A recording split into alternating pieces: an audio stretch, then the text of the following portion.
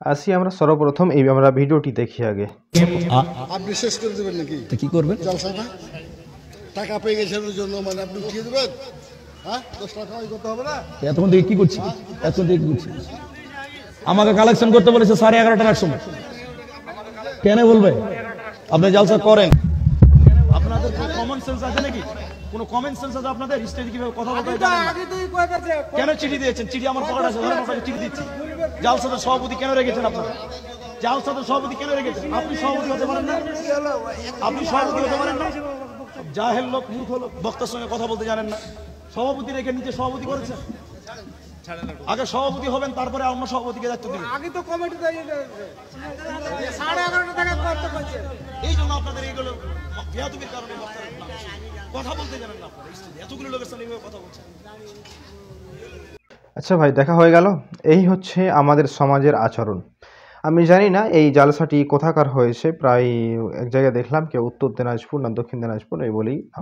যাই হোক, জালসাটা কোথায় হয়েছে সেটা বড় কথা না, কিন্তু আমাদের আলিম সমাজের সাথে আচরণটা কি, ব্যবহারটা কি, কি সম্পর্ক, কি ধরনের তার সামনে যে পেশ হতে হবে, তার সামনে কীভাবে কথাবর্তন করতে হবে, কথাবার্তা কীভাবে কী ধরনের বলতে হবে, কী আদবে, সেটা আমরা অনেকেই জানি না।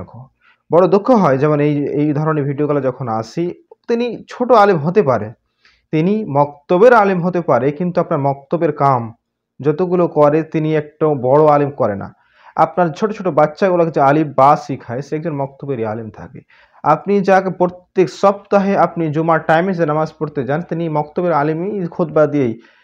আপনি যে বিয়ে করতে যান, এই মক্তবের আলিম গিয়েই আপনার বিয়েটা পড়ায়। তো আপনি একজন যে আলিম সমাজের সাথে আপনি এরকম এই ধরনের ব্যবহার করবেন, এটা একদম খারাপ ব্যবহার, একদম নিকৃষ্ট, নিচ দরজার একেবারে নিকৃষ্ট যাকে ব্যবহার বলে এই ব্যবহার। বন্ধুগণ, আমাদের সমাজে যখন জাহিলগুলা যার ভিতরে কোনো দিনই শিক্ষা নেই, দিনই জ্ঞান নেই, ইলম নেই, কোনো ধরনের ধারণা নেই, তারা যখন আমাদের সমাজের লিডার হয়ে যায় তখন এমনই অবস্থা হয়। যার আলেমের যার মর্যাদা বুঝে না, তার কি মর্যাদা, তখন এমনই ব্যবহার করে।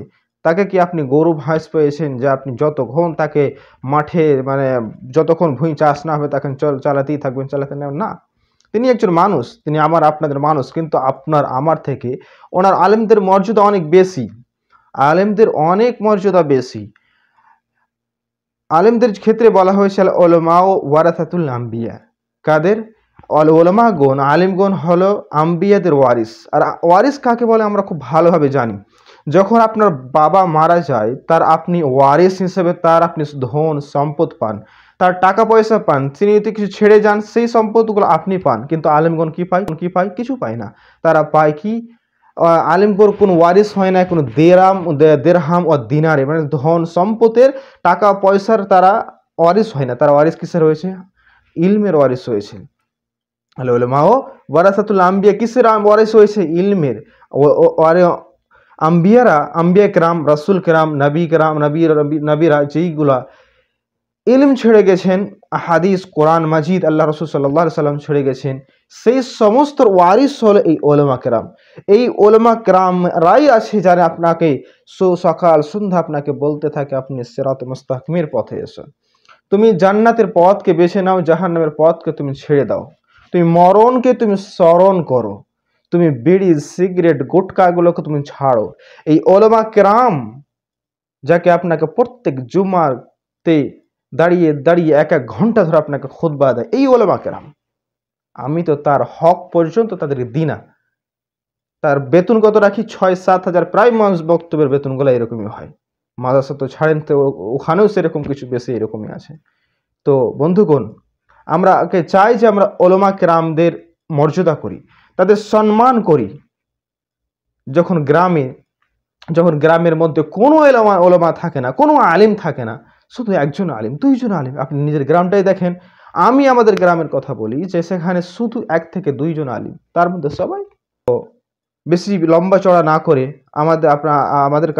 আপনাদের কাছে রিকোয়েস্ট, বা আপনার সমাজের কাছে রিকোয়েস্ট চাই যে আমরা ওলামা কেরামদের বেশি ধরে সম্মান করি। তাকে যখন দেখতে পাই তাকে সালাম করি, তার মুসাফা করি, তার সম্মান করবেন, চলতে ফিরতে উঠতে বসতে তার সম্মান করবেন।